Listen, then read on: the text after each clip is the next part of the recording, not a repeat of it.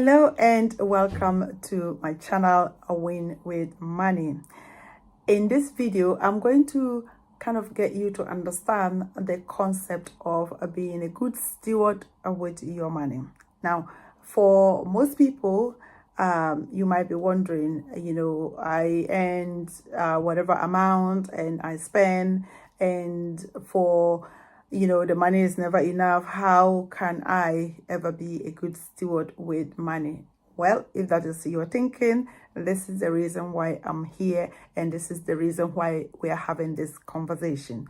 My name is Beatrice Yakubu. I'm the founder of Win with Money, and in this channel, that is all that you are going to be learning, skills and ideas that will help you to understand the concepts of how you can be a good steward with your money, and indeed how you can actually implement these principles to be able to become financially independent sooner rather than later.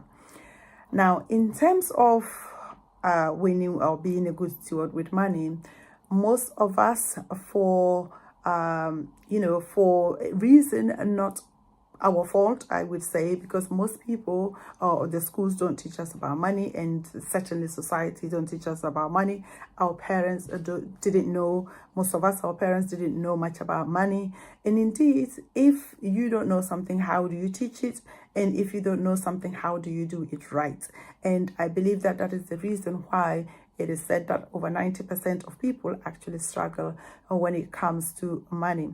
But the good news is that principles of money can be taught and is easy to understand if you commit yourself to learning and if you commit yourself to implementing.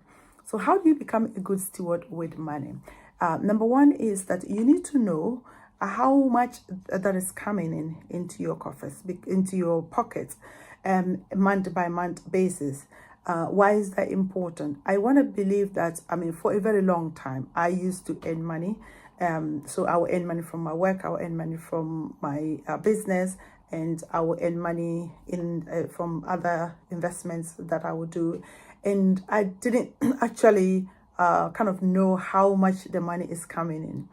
And if you don't know that, how then would you make any plans for it? In fact, I was listening to one lady talk about this, in terms of our relationship with money, in that if you don't even know how much money is coming in, how then can you take charge? How can you take steps to be able to ensure that you are, number one, earning with spending within your means, and number two, making plans that will also perhaps generate you more money and help you to get your money to work for you.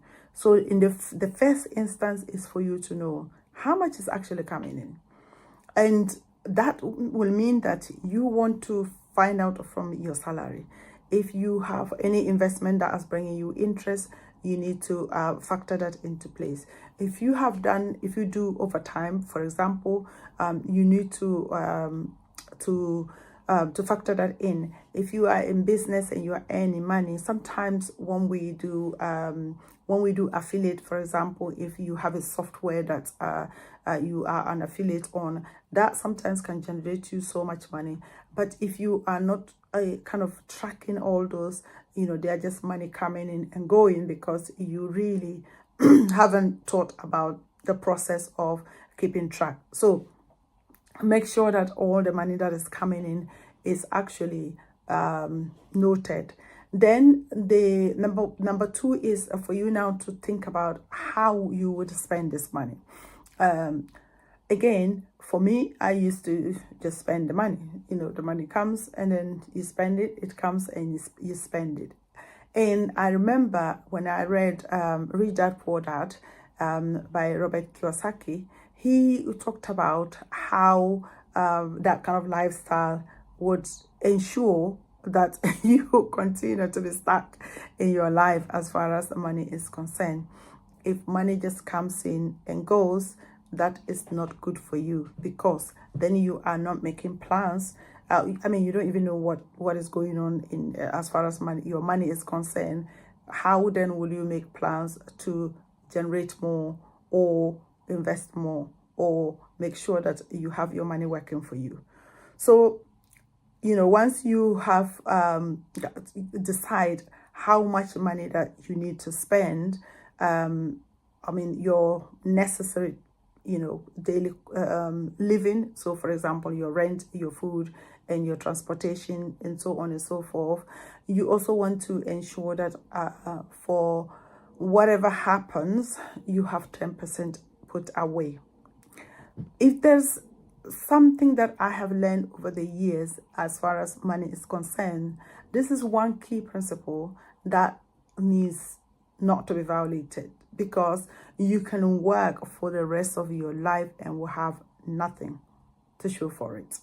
In fact, when I did financial education during COVID, one of the things that we got to teach people about was the area of budgeting. And one of the things that they actually emphasized on was your ability to save 10% of your money. It's not easy, I must say. It can't be easy, especially when you are earning money that is not enough, that you think is not enough. The other thing that I want to get you to understand is that as far as spending money is concerned, we would always want to spend. Even if you, there was a quote that I saw online that says that, remember that where you are now is what you used to pray to be.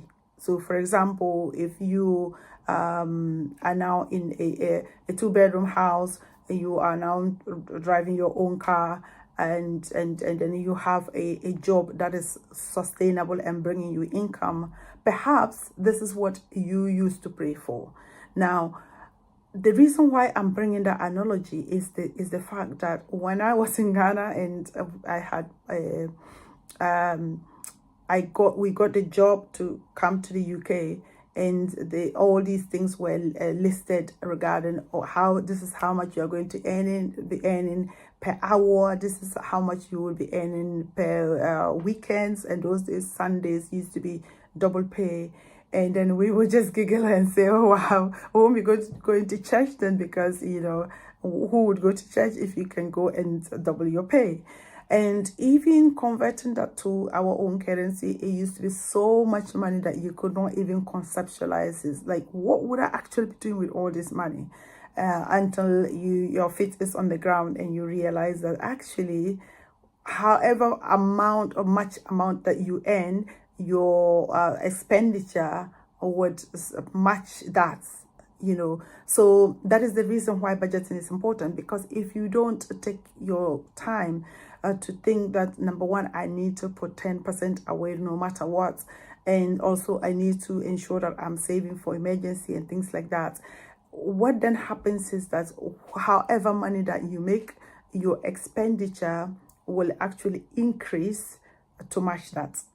And if your expenditure increase to match that, I think that is the reason why we are in this loop, or many people are in this loop of never having enough money, because if you don't make the conscious effort to say that, you know what, come what may, even if it means walking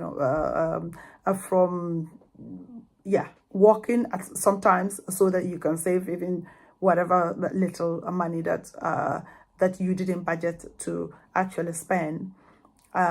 Or if it means that not going out with friends this weekend, so that you don't have to spend the money that you didn't budget for, that is certainly going to help you in the long run, because you are that money is going to be put away. And when money is put away, obviously you are at some point you are going to invest the money to work for you. I think it's Pastor Shimolo who used to say that, when you put your money in the bank, the bankers would put shoes on the money to go out and work for them. But unfortunately, that money that is going out to work for them is never coming to you because you haven't actually invested it in the right way. But before you can even think about investment, you want to be sure that you are doing the right thing, i.e. putting money away. Just think about it.